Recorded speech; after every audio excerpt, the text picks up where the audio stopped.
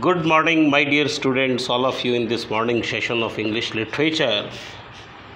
Here, a very beautiful poem is being represented before you. It is a love poem composed by Christopher Marlowe. Was this the face that launched 1,000 ships? Is the poem.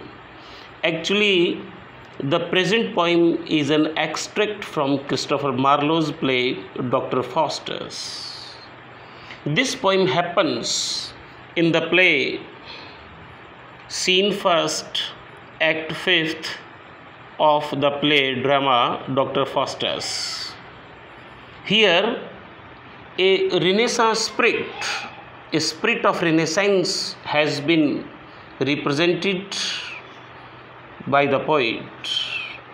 Dr. Faustus is a magician, doctor of medicine, doctor of divinity, who sold his soul to Satan only for material things like power, wealth, women, and wine. He takes Satan's assistant Mephistopheles as his servant, who brings him whatever he wants.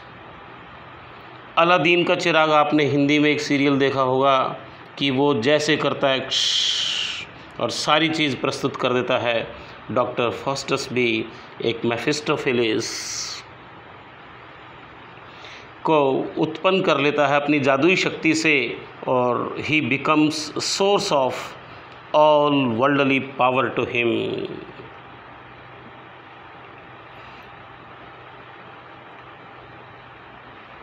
These lines are spoken by Dr. Faustus himself towards the end of the play when he demands that Helen of Troy should become his beloved. That queen should become his beloved. When Helen appears, he is stunned, हतप्रभ हो जाता है by her beauty. So this is the introductory stage of the poem. Now let me discuss the theme. Dr. Faustus asks, was this the face? The same face that brought about the great war of Troy. He invites Helen to kisses, for he feels a heaven in the lips of that lady. He is sure to find his heaven in her only lips, as everything else seems to be worthless. He longs to be in Paris Place and is ready for another war. He is much confident. Actually, his Renaissance spirit is being represented through the characterization of Dr. Faustus. So let me read the text of the poem. Was this the face that launched the 1,000 ships?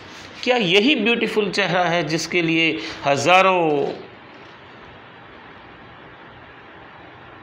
Ships तबाह कर दिए गए and burned the topless towers of Ilium. Topless towers, गगनचुंबी इमारतें धराशायी कर दी गई. Sweet Helen, make me immortal with a kiss. And he kisses. Her lips suck forth my soul. See where it flies. Come, Helen, come, give me my soul again. With the soul of heaven, body, Helen, with her body appeared to Faustus. He was mesmerized to see her beauty and speaks thus. Dear students, you are understanding well? Did 1,000 ships of Greeks set to sail to attack Troy for the sake of this divine beauty? जिस प्रकार से सीता माता को चुरा कर ले गया था रावण, वही बिल्कुल वैसा ही सीन है डॉक्टर फास्टस हेलन के साथ में उसी प्रकार का बर्ताव कर रहा है. And was it for the beautiful face of this Helen that the tallest and most significant buildings of Troy were reduced to ashes. Divine beauty, let me kiss you and let me become immortal. Your lips are so sweet that they have drawn my soul out of my body. Come, Helen, give me my soul back to me. I shall always live here, close to Helen, because heaven is in her lips, and because anything which is not part of Helen's body is utterly worthless. Further, the poet writes, here will I dwell, for heaven is in these lips, and all is dross that is not Helena. Just 2 minutes back, I used these words in prosaic manner. I will be Paris, and for love of thee, instead of Troy shall Wittenberg be sacked. I will combat with weak Menelaus, and wear thy colors on my plumed crest. Yea, I will wound Achilles in the heel, and then return to Helen for a kiss. Only for a kiss. What does he do here? Listen to me very carefully, students. Dr. Faustus addresses to Helen and says, your lips are so sweet that they have drawn my soul out of my body. Come, Helen, give me my soul back to me. I shall always live here, close to Helen, because heaven is in your lips, and because anything which is not part of Helen's body is utterly worthless to Dr. Faustus. He will replace Paris and become lover to prove my deep love for you. I will allow Wittenberg to be attacked and burned to ashes instead of the city of Troy. I will also face and fight against your husband, and after winning a victory over that weak man, I shall wear your insignia on my helmet, which will be decorated with a feather. Surely I will wound Achilles in his heel, and then return to claim a kiss from you as a reward for my victory over the enemies. बड़े बड़े दुश्मनों के सामने अपनी जान जोखिम में डालने को तैयार है ओनली दिस लेडी को किस करने के लिए. ओह, thou art fairer than the evening air, clad in the beauty of 1,000 stars. Brighter art thou than flaming Jupiter. क्या बात है, बृहस्पति देवता जो स्वर्ग में रहते हैं उनकी चमक से भी ज़्यादा तुम्हारी चमक है. Helen, so the text of the poem reads, brighter art thou than flaming Jupiter when he appeared to hapless Semele, more lovely than the monarch of the sky in wanton Arthusa azure arms, and none but thou shalt be my paramour. Very beautifully and artistically, all theme is being represented. Dr. Faustus is enticed, allured, and mesmerized by the physical beauty of the lady Helen. Here we have to detail some aspects of the poem that through the poetic description of Helen we are convinced that she is the epitome of beauty. No doubt she was a matchless personality and the most desirable woman in the world. It is ironic that Faustus thinks that this classical beauty can make him immortal through a kiss more readily than he could achieve immortality through belief in Christ. As per Christian theology, ideology, it is a sin. But Dr. Faustus crosses all the prescribed boundaries in the theology of Christianity. Hereby, we have to scan a new thing, that vision of Helen is remembered for the brilliance of Faustus' invocation. The presentation of Helen before the scholars is a last effort to achieve admiration. Actually, Faustus' sin has been carried to the point at which he must make a final choice between heaven or hell, heaven and hell. But instead of heaven, he chooses hell by kissing the beautiful lips of lady like Helen. By craving for the beauty of Helen, he has made a deliberate choice of hell. To the old man, Helen is the supreme temptation. To Faustus, she is the supreme expression of appetite.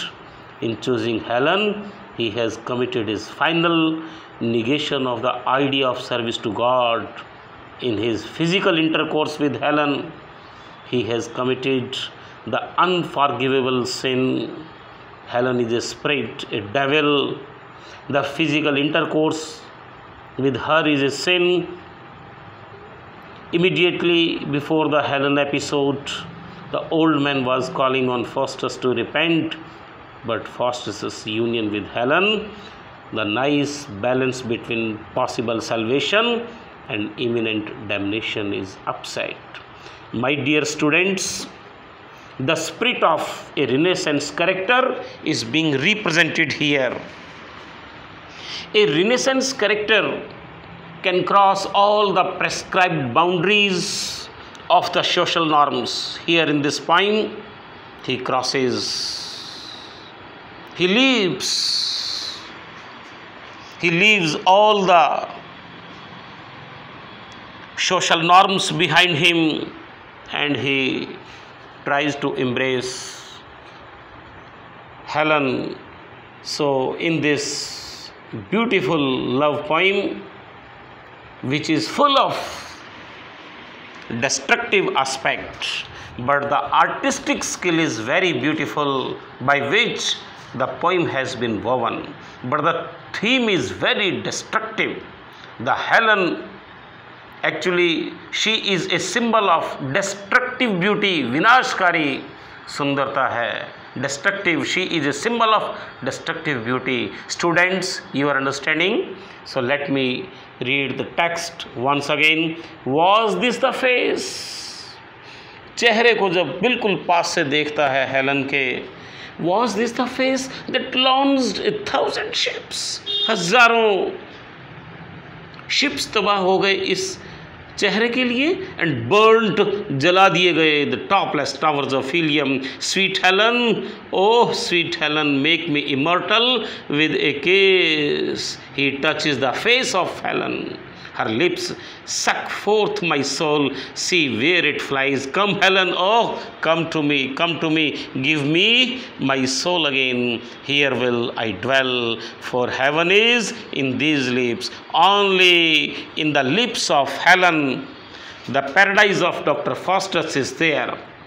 And all is dross that is not Helen. Oh, Helen, without your lips, without your body metaphor, all world is dross to me. I will be Paris, and for love of thee, instead of Troy shall winter birds be sacked, and I will combat with weak Menelaus. Oh, he says that I can defeat your husband and the great warriors, and wear thy colors on my plumed crest. Yeah, I will wound Achilles in Dr. Faustus has agreed to defend Achilles in heel, and then return to Helen for a kiss. Oh, thou art fairer than evening star. तुम शाम के तारे से भी ज़्यादा सुंदर हो. Brighter art thou than flaming Jupiter. तुम बृहस्पति देवता का जो तारा है, पीला पीला तारा चमकता है, उसकी चमक से भी सुंदर हो. यहाँ पर एक हिंदी का गीत मुझे याद आता है. ना कजरे की धार, ना कोई किया श्रृंगार, फिर भी कितनी सुंदर हो. The same thing is being represented by doctor Faustus. O thou art, thou means you, art मैंने are, you are fairer than the evening air clad in the beauty of 1000 stars. You are brighter, more bright than the flaming, than the illumination, resplendent face of the Jupiter. Orion, when he appeared to Haplas, seemed more lovely than the monarch of the sky in wanton Arthur's azure arms, and none but thou shalt be my paramour. So by hook or crook, he wants to attain the most beautiful face of Helen in this world. Here, Dr. Faustus commits a sin, एक पाप कर देता है, only for the physical beauty of a woman. He is ready, वो तैयार है to leave, छोड़ने के लिए हेवन, एंड ही एम्ब्रेसेस, वो गले लगाता है Helen, only for the sake of Helen's physical beauty. So sometimes we laugh at the folly of this wise man. This is a spirit of Renaissance that is being represented by Christopher Marlowe in a beautiful poetic manner. Okay, dear students, let me discuss some other aspects of the poem. Actually, it originally, etymologically, I am to tell you that this poem happens in a larger drama. The drama's name is Dr. Faustus, in Act 5th, Scene 1st. These lines are uttered by Dr. Faustus. So these lines have become source of inspiration only for the spirit of devils, for the satanic characters like Renaissance spirit.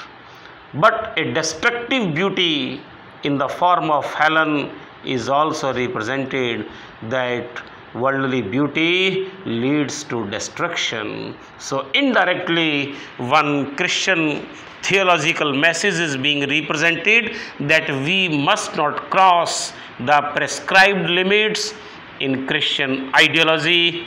This is the main theme of the poem. Okay, dear students, ये काफ़ी हद तक poem समझ आई होगी. जय हिंद, जय भारत.